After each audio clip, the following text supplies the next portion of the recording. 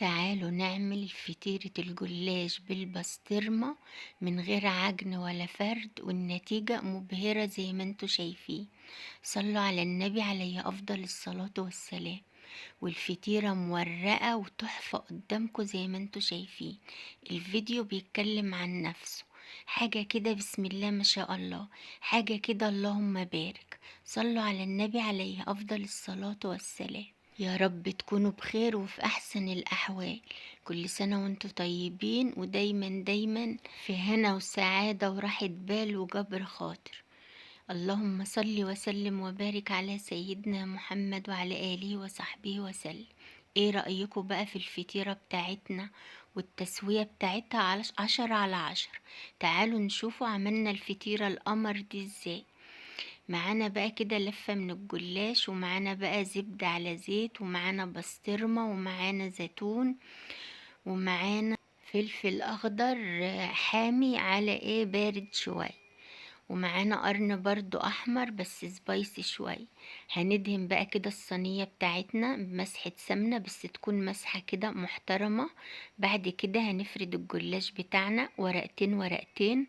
هو الجلاش بتاعنا طازة، بس هو الورق بتاعه كان رقيق شوية، بس طازة يعني وفريش وجميل. صلوا على النبي عليه أفضل الصلاة والسلام. دهنت كده سمنة بين كل ورقتين وورقتين، وبرضو ما كترتش سمنة قوي، يعني سقسقت كده سمنة. بعد كده بقى هنحطه الورقة اللي هي عليها الحشوة، مش هتدهن سمنة خالص او زبدة خالص. انا كنت مسيحة زبدة على زيت.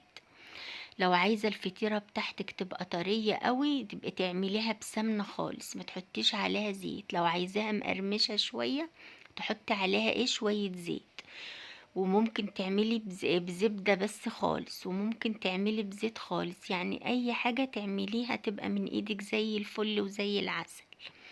بعد كده حطينا بقى الاول رشة من الجبنة الموتزاريلا، وحطيت برضو الفلفل الاخضر والاحمر، وحطيت بقى الزيتون. وبعد كده هحط البسطرمة. انا كنت مقطعة كل حاجة شرايح صغيرة، يعني هي كانت شرايح بس انا قطعتها لقطع صغيرة، علشان لما نيجي نقطع الجلاش مربعات ما تبقاش الحتة طالعة منه يعني كده. صلوا على النبي عليه أفضل الصلاة والسلام. وكان عندي برضو قطعة من الجبنة الرومي، بشرتها كده بالمبشرة. أنا بحب أشيل الجبنة الرومي قطع كده في الفريزر عشان بستعملها يعني مع البشاميل وكده. بعد كده بقى رشيت بقى كده بقيت الجبنة الموتزاريلا على الوش على البسطرمة، وبرضو حطيت الجبنة الرومي هي بشرتها بالمبشرة. بعد كده بقى هنساوي كده الحشوة بتاعتنا تبقى كده في كل الصينية، مالية الصينية كلها. وبعد كده برضو هنغطي كده بورقة الجلاش من فوق، يعني على الحشوة على طول. برضو يعني تبقى الورقة معاكي تبقى كده تظبطيها كده علشان الحشوة ما تطلعش للجوانب. انا بحب اخلي الجلاش بتاعي كده طالع على حروف الصينية. بصراحة بتبقى الأطراف ديت مقرمشة كده، وبتبقى طعمها زي العسل. بعد كده بقى قفلت الصينية وظبطت كده الحروف بتاعتها، وزي ما انتوا شايفين برضو خليت كده الحواف بتاعتها عالية كده على حرف الصينية. انا بحبها كده، بتبقى بقى في التسوية مقرمشة بقى كده وطعمها زي العسل. صلوا على النبي عليه أفضل الصلاة والسلام. بعد كده هجيب سكينة واقطع كده الجلاش مربعات. تقطعي بقى بالطريقة اللي انت عايزاها، سمبوكسات مربعات اي حاجة اللي انت تفضليها. طبعا ما ننزلش بقى بالتقطيع كده لحد الاخر، علشان لما نيجي نسقي كده الجلاش بالتشريبة بتاعته ما تبقاش كده تنزل لقاع الصينية وتتبهدل مننا. عندنا بقى التشريبة بتاعتنا عبارة عن كوباية لبن دافية، عليها نص معلقة من البيكنج باودر، واللهم صل عليك يا نبي، وشوية ملح صغيرين، علشان احنا الحشوة بتاعتنا فيها حوادق كتير، الجبنة والبسطرمة نعمله حساب الحاجات دي كلها. وبعد كده خدت شوية من السمنة اللي هي مسيحة زبدة على زيت، وزقيت بقى كده صينية الجلاش زي ما انتوا شايفين. حاجة كده بسم الله ما شاء الله.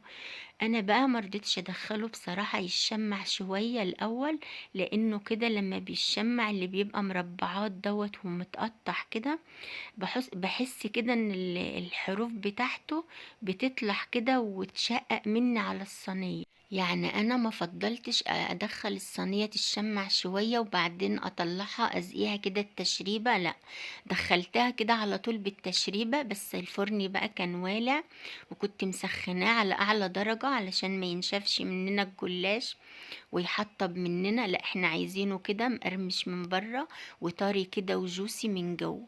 علشان كده هو فطيرة، احنا عاملينها فطيرة مش عاملينه جلاش حلو يبقى عايزينه مقرمش كده. هي برضه هتبقى مقرمشة بس في المعقول. بجد التسوية بتاعتنا 10/10.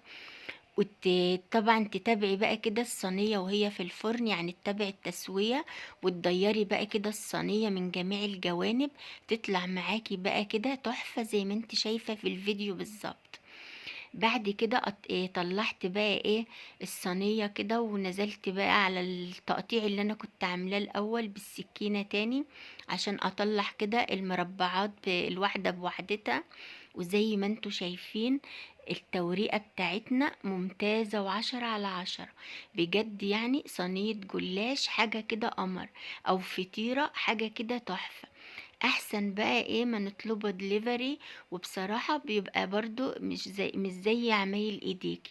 بجد يعني فطاير المحلات والدليفري مش بتبقى برضو زي عمايل ايدينا. حاجة كده نظافة وحاجة كده يعني كل حاجة انت عارفة انت حاطة ايه، عارفة مكوناتك وعارفة انت زقياها ايه، والسمنة بتاعتك شكلها ايه. حاجة كده بسم الله ما شاء الله. عمايل ايديا وحياة عينيا، تسلم ايديا والله. ايه رأيكم بقى في الجمال والحلاوة ديت؟ يا رب الفيديو بتاعنا يعجبكم وينال رضاكم، ولو عجبكم ياريت تسيبولي دعوة حلوة من قلبكم، بتفرحني وبتسعد قلبي. عايزة اقول لكم الدوران بتاع الصينية دوت بيبقى متحمر كده ومقرمش وتحفة، شايفين جماله وحلاوته. احب اوي القطعة بتاعت دوران الصينية ديت. عملنا كده فطيرة الجلاش بالبسطرمة من غير وقت ولا مجهود، ما خدتش 10 دقايق مننا، بالكتير بالكتير ربع ساعة تلت ساعة. قولي بالخبيز نص ساعة. وجبة غدا ووجبة عشاء، وكمان تنفع لجوع اخر الليل، وكمان تنفع للرحلات، وتدي منها لاولادك في اللانش بوكس. هي مش دسمة قوي، تقدري تتحكمي في كمية السمنة اللي انت بتحطيها، مع بقى حتة مخللة كده ومع اي حاجة ساقعة. انا بصراحة بحبها كده، اشرب بعدها شاي على طول، بس باكل معاها مخلل يعني يفتح النفس وكده. ايه رأيكم في الجمال والحلاوة ديت؟ يا رب كده اكون افدتكم ولو بمعلومة، واتمنى ان انتوا تجربوا الوصفة. بجد بجد تحفة وخطيرة جدا. اشوفكم على خير، مع السلامة.